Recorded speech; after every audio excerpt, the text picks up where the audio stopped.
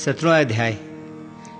इस अध्याय में श्री भगवान सत्य, रजस और तमस इन 3 गुणों के अनुसार 3 प्रकार की श्रद्धा, 3 प्रकार के भोजन, 3 प्रकार के यज्ञ, 3 प्रकार के तप, 3 प्रकार के दान के बारे में बताते हैं।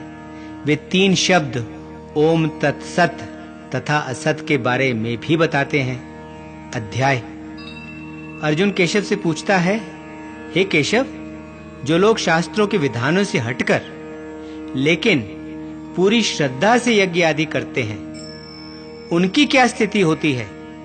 क्या उनकी श्रद्धा सात्विक, राजसिक या तामसिक होती है?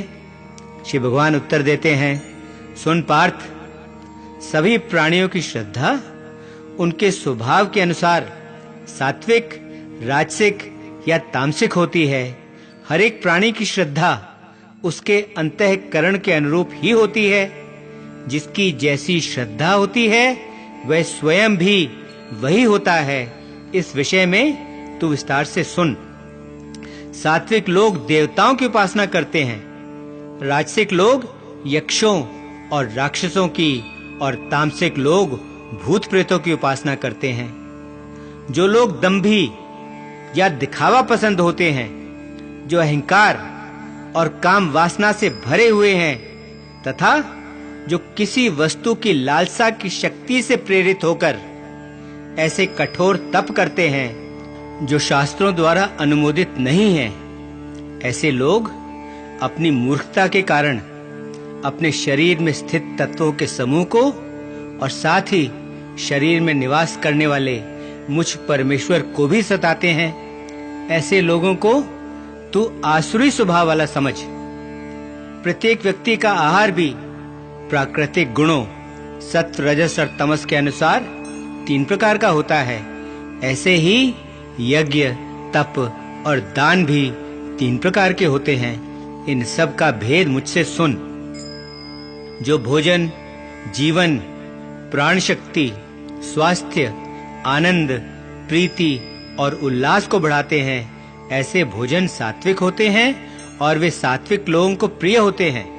जो भोजन कड़वे, खट्टे, तीखे, नमकीन, बहुत गरम, चटपटे, रूखे और जलन पैदा करने वाले होते हैं, जो दुख, शोक और रोग उत्पन्न करते हैं, ऐसे भोजन राजसिक होते हैं और वे राजसिक लोगों को प्रिय होते हैं।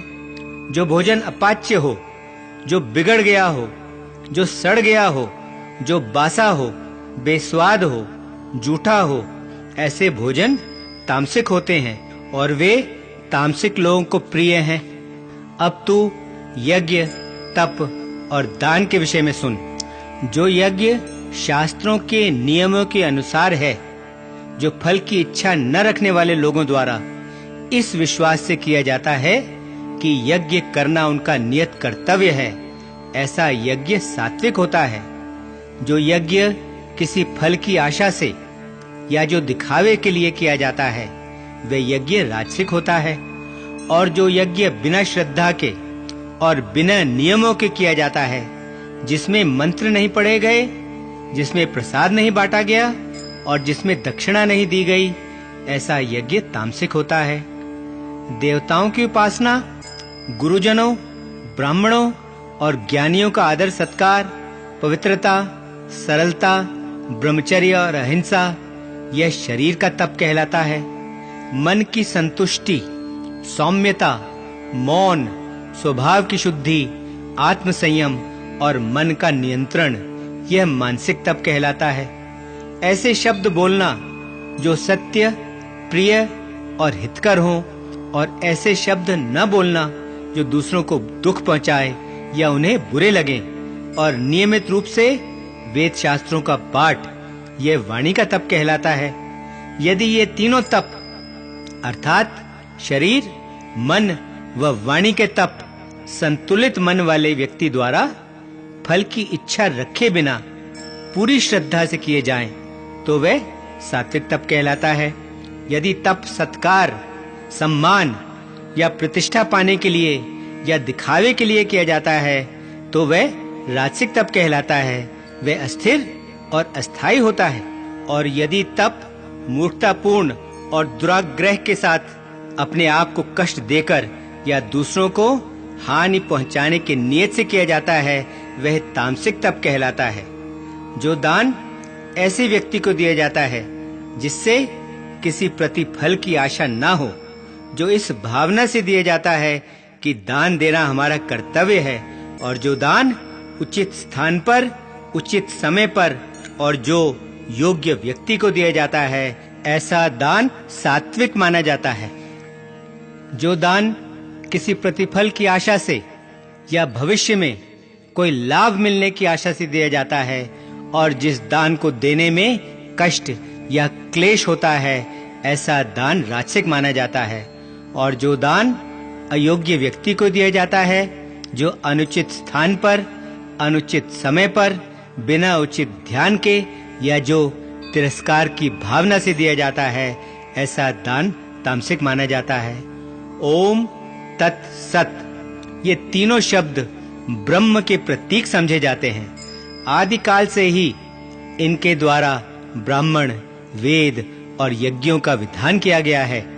इसलिए ब्रह्मवादी लोगों द्वारा शास्त्रों में बताई गई यज्ञ, तप और दान की क्रियाएं हमेशा ओम शब्द का उच्चारण करके विधि अनुसार आरंभ की जाती हैं। प्रतिफल की इच्छा रखे बिना मोक्ष की इच्छा रखने वाले लोगों द्वारा यज्ञ, तप और दान की विभिन्न क्रियाएं तत् शब्द का उच्चारण करके संपन्न की जाती हैं। सत शब्द का प्रयोग सच्चाई, सद्भाव और अच्छाई के अर्थ में तथा प्रामाणिक उत्तम कार्यों के लिए भी प्रयोग किया जाता है।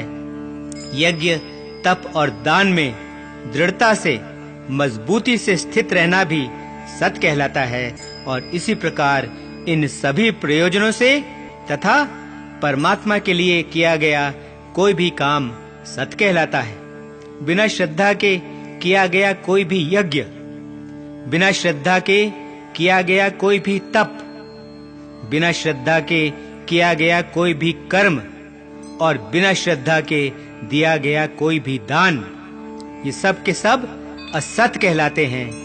और असत का ना तो इस जीवन में, ना इस लोक में और ना ही परलोक में कोई लाभ मिलता है। 17वां अध्याय समाप्त। ओम शांति शांति शांति। ओम।